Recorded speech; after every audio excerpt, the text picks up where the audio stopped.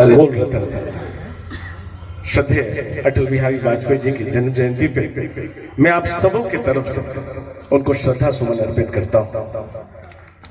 आज का दिन और महत्वपूर्ण हो जाता है जब उनके साथ में महामना की भी आज जन्म जयंती है, जो एक प्रखर राष्ट्रवादी और उनके साथ में शिक्षाविद। हम सबों ने देखा है कि शिक्षा के क्षेत्र में उनका किस तरह का काम रहा है और किस तरह से उन्होंने अपने, मैं आप सबों के माध्यम से उनको भी श्रद्धा सुमन अर्पित करता हूं।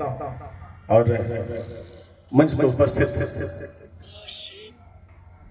भारतीय जनता पार्टी के पूर्व के प्रदेश अध्यक्ष और उनका अध्यक्षीय कार्यकाल भी हम सबों के लिए एक सौभाग्य का बात है कि उनका अध्यक्षीय कार्यकाल भी उस समय था। उस मार्गदर्शन लेने के समय श्रद्धेय अटल बिहारी वाजपेयी जी के मार्गदर्शन में भी अध्यक्षीय कार्यकाल था। वैसे पूर्व राज्यसभा सांसद आज इनके पुत्र होने का सौभाग्य भी प्राप्त है, आदरणीय श्री गोपाल नारायण सिंह जी।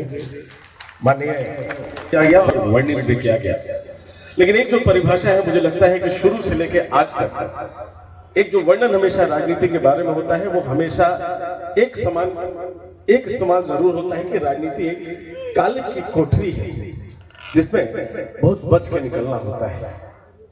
और इसी कालिक के कोठरी में एक ध्रुव तारा बन के निकले, एक आशा की किरण बन के निकले। वैसे महामानव, भारत के सबसे अनमोल रत्न, और जिनके इस कालिक के कोठरी में सत्ता में रहने और विपक्ष में रहने के लंबे कार्यकाल के बाद भी जिनके जन्मदिन को सुशासन दिवस के नाम से भी जाना जाता है। वैसे और हम जैसे कार्यकर्ता